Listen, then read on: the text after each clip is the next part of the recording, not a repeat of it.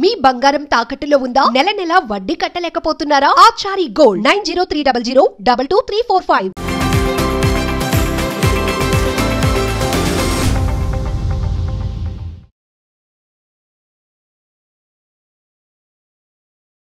Pushpa 2 premiere show అనేది December 4న రాత్రి 9:30కు వేయడం జరిగింది.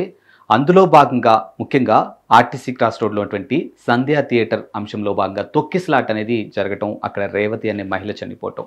ఈ ఎపిసోడ్ అంతా కూడా మనం గతంలో చూసాము. అందులో భాగంగానే ఐకాన్ స్టార్ అల్లు అర్జున్ని పోలీసులు అరెస్ట్ చేయడం, అంటే చిక్కడపల్లి పోలీసులు ఆయనకి నోటీసులు జారీ చేయడం, ఆ తర్వాత నేరుగా వాళ్ళ ఇంటికి వెళ్ళి ఆయన అరెస్ట్ చేయడం, ఆ తర్వాత ఆయన్ని జైలుకి పంపించడం. అంటే దాదాపుగా 13 గంటల పాటు icon star Allu Arjun Pushpa 2 premiere షోకి సంబంధించినటువంటి తొక్కిసలాట్లో భాగంగా కేసు ఏదైతే ఉందో అందులో ఆయన జైల్లో ఉన్నటువంటి పరిస్థితి మనందరికీ తెలిసిందే. దీనికి సంబంధించి మరో అంశం ఇప్పుడు తెర మీదకి రావడం జరిగింది. ఇదే అంశం పైన తెలంగాణ మానవ హక్కుల కమిషన్ సిఎస్ రామకృష్ణ రావుకు నోటీసులు జారీ చేయడం జరిగింది. దీని మీద ఖచ్చితంగా 6 వారాల్లో దీనికి సంబంధించినటువంటి పూర్తి నివేదికను ఇవ్వాలన్నట్టుగా కూడా అందులో మెన్షన్ చేసినట్టుగా తెలుస్తుంది. ముఖ్యంగా మానవ హక్కుల కమిషన్ కొన్ని ప్రశ్నలు కూడా ఈ నివేదికగా కూడా తీసుకురావడం జరిగింది. ఐకాన్ స్టార్ అల్లు అర్జున్ కున్నటువంటి ఫ్యాన్ ఫాలోయింగ్ గురించి పోలీసులకి తెలియదా అనేది ఫస్ట్ క్వశ్చన్ వాళ్ళు మాట్లాడడం జరిగింది. అండ్ పుష్ప 1 సినిమా ఎంత పెద్ద హిట్ అయిందో మనందరికీ తెలుసు. సో నెక్స్ట్ దానికి సీక్వెల్గా వచ్చినటువంటి పుష్ప 2కి సంబంధించినటువంటి అంశంలో భాగంగా ఫ్యాన్స్ కానీ, అభిమానులు కానీ, ప్రజలు కానీ, జనం కానీ అందరూ కూడా అక్కడ భారీ ఎత్తున వచ్చే అవకాశం ఉందని పోలీసులు ఎందుకు గ్రహించలేకపోయారు? అండ్ సెకండ్ థింగ్ ఏంటంటే, ఒకవేళ వీళ్ళు అక్కడకు పోలీసులు కూడా అక్కడ ఉన్నటువంటి ఆ క్రౌడ్ని ఇదంతా చూసి కూడా అల్లు అర్జున్కి రోడ్ షోకి పర్మిషన్ ఎలా ఇచ్చారు? ఒకవేళ రోడ్ షో జరగలేదు, క్యాజువల్గానే వచ్చాడు, ఆ క్రౌడ్ అంతా చూసినప్పుడు అల్లు అర్జున్ని తిరిగి వెనక్కి ఎందుకు పంపించలేదు? సంధ్యా థియేటర్ వరకు ఎందుకు తీసుకొచ్చారు? అండ్ సంధ్యా థియేటర్ దగ్గర ఉన్నటువంటి ఆ అంటే లోపలికి వెళ్ళడానికి ఒకటి దారి మాత్రమే ఉంది. అంటే లోపలికి వెళ్ళడానికి బయటికి రావడానికి ఒకటే దారి ఉంది కాబట్టి ఆ దారి గుండా లోపలికి వెళ్తున్నప్పుడు అలాంటి ఒక థియేటర్కి అంత ఫ్యాన్ ఫాలోయింగ్ ఉన్నటువంటి స్టార్ హీరోని ఎలా పర్మిషన్ ఇచ్చారు? ఈవెన్ థియేటర్ వాళ్ళైనా సరే స్టార్ హీరో అల్లు అర్జున్ అక్కడికి వస్తున్నాడని తెలిసినప్పుడు వాళ్ళు తీసుకోవాల్సినటువంటి జాగ్రత్తలు ఎందుకు తీసుకోలేదు? అండ్ ఈ క్రౌడ్ని ఎందుకు కంట్రోల్ చేయలేదు? అల్లు అర్జున్ ఎందుకు వెనక్కి పంపించలేదు? అండ్ అక్కడ ఉన్నటువంటి క్రౌడ్ విషయంలో కూడా ఆ థియేటర్ యాజమాన్యంతో మాట్లాడి ఆ షోకి సంబంధించినటువంటి మార్పులు చేర్పులు ఎందుకు చేయలేకపోయారు? ఇలా ప్రతి అంశాన్ని కూడా ఇప్పుడు మానవ హక్కుల కమిషన్ తెర మీదకి తీసుకురావడం జరిగింది. సిఎస్ రామకృష్ణరావు కూడా నోటీసులు జారీ చేయడం జరిగింది.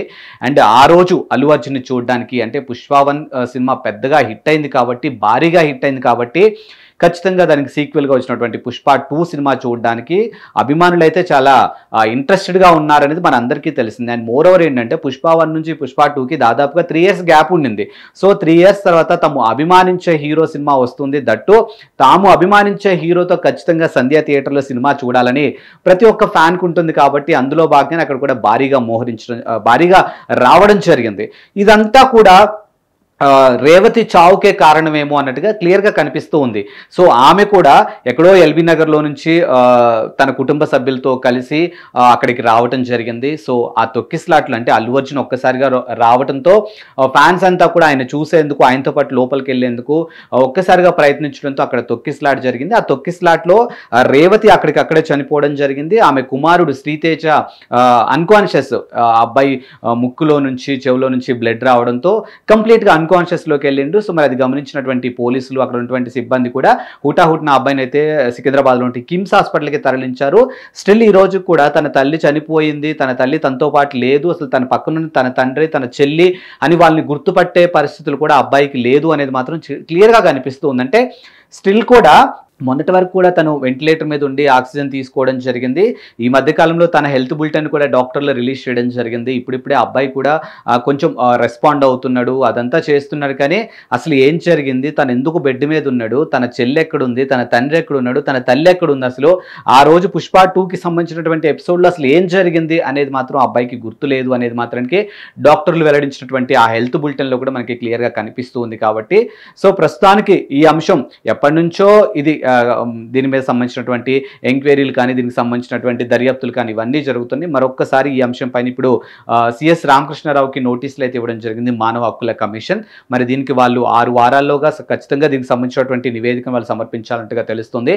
చూద్దాం మరి ఈ అంశం రానున్న రోజులు ఇంకెలా ముందుకెళ్తుంది ఏంటి అనేది. అండ్ ఇప్పటికీ కూడా శ్రీతేజ తన తల్లి చనిపోయిన విషయం తనకి తెలియదు, హెల్త్ పరంగా కూడా తను ఇంకా కూడా కోలుకోలేదు. కాబట్టి మరొకసారి భగవంతుడి దయ వల్ల ఆ అబ్బాయికి తన హెల్త్ బాగుండాలి, మళ్ళీ తిరిగి తన స్నేహితులతోని తన చెల్లితోని ఆడుకోవాలని మనమందరం కూడా కోరుకుందాం.